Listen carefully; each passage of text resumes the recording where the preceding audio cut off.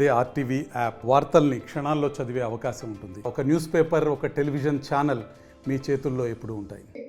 దీన్ని రెక్టిఫై చేసుకోవాలి, దేశంలో మళ్ళీ మోడీ గారు ఉండాలని చెప్పి భావించి 41% ఓట్లు కాంగ్రెస్ పార్టీకి ఇస్తే 35% ఓట్లతో అజేయమైన శక్తిగా ఎగిన పార్టీ భారతీయ జనతా పార్టీ.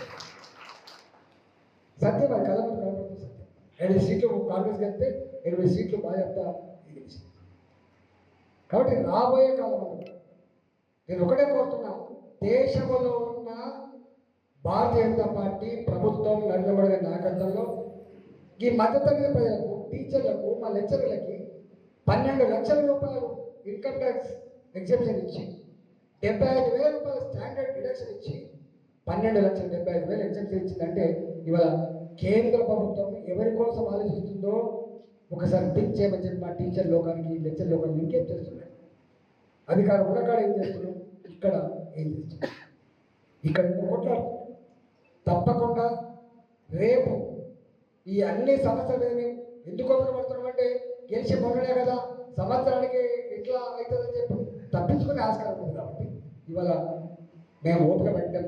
అయినా ఏ సమస్యలు అయితే నెత్తి మీద రుద్దబడ్డాయో వాటి విధ్వంసం కోసం దాని పరిష్కారం ఎట్లా కొట్టాలని మీరు చూసి ఇవాళ వాస్తవం చెప్పాలంటే ఈ 15 నెలల కాలంలో కూడా ప్రజలకు ఎక్కడైనా సమస్య వస్తే కొట్లాడిన పార్టీ కూడా మన పార్టీ గుర్తుపెట్టుకోండి.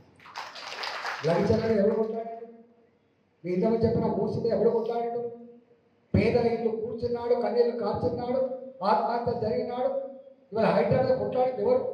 పేదల గుండు గుర్తుకుంటున్నప్పుడు, గుండాలు మొత్తం రాజ్యం వెళ్తున్నప్పుడు ఎవరు కొట్లాడు?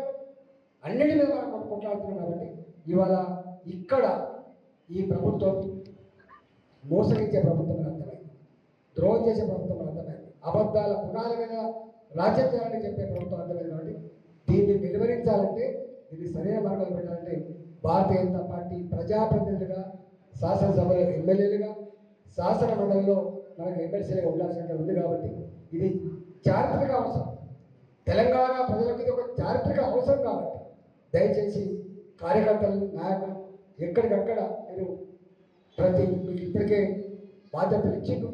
టీచర్ ఎమ్మెల్సీకి ఎన్ని ఓట్లు చూసిండు, మనిషికి ఎంతమంది వచ్చిందో చూసిండు. అదేవిధంగా గ్రాడ్యుయేట్స్లో కూడా ఇప్పటికే పంచుకోవడం. ఈ ఒక్కడు 36 అవర్స్ ఉంది. కాబట్టి 36 అవర్స్ ఉంది. కాబట్టి ఈ 36 అవర్స్లో ఎంత వీలైతే అంత ప్రతి ఒక్కరికి పోయి మన అభ్యర్థిని గెలిపించుకోవాలని చెప్పి నేను కోరుతాను. మళ్ళీ చెప్తున్నా, రాబోయే ఎన్నికలలో ఈ హుజరాబాద్లో నేనే అప్పుడప్పుడు అనుకునే మామూలు డిస్కస్ చేసినప్పుడు చాలామందికి అర్థం కాదు. ఇట్లా సాగుతున్నాం మనం, ఇంత సాగుతున్నాం మనం, కాలికి మునిగితే పనితో బిగితే సర్వీస్ చేస్తున్నాం మనం. ఏ ఆపద వచ్చినా టక్కన నా భర్త కిందని చెప్పి వస్తే ఆదుకుంటాను, కొడుకు అంటే ఆదుకుంటాను, రేపు పుచ్చుకునేమని అయితే ఇది ఎట్లా బతారు అని అప్పుడు అనుకునేది. నాకు తెలుసు ఇలా ఆ మహిళలు నాకు ఎట్లా ఫోన్ చేస్తారు, ఆ మహిళ నాకు ఫోన్ చేసి ఏం మాట్లాడుతున్నారో తెలుసు. ఇవాళ వాస్తవంగా సఫర్ అవుతున్నది. సరే ఏమైందో పక్కన పెడితే, నిజమైన భర్తను కాపాడుకునే మహిళకు, కొడుకును కాపాడుకునే తల్లికి, కుటుంబాలను ఆపదంతే ఆదుకునేటువంటి ఒక వ్యవస్థకి విఘాతం కలిగిందని చెప్పి నేను అనట్లేదు, వాళ్ళు అంటున్న మాట వాళ్ళే ఇస్తున్నారు. మరిన్ని వీడియోస్ కోసం ఛానల్ ని సబ్స్క్రైబ్ చేయండి. లేటెస్ట్ అప్డేట్స్ కోసం వాట్సాప్ ఛానల్ ని ఫాలో అవ్వండి. ఆ లింక్ డిస్క్రిప్షన్ లో ఉంది.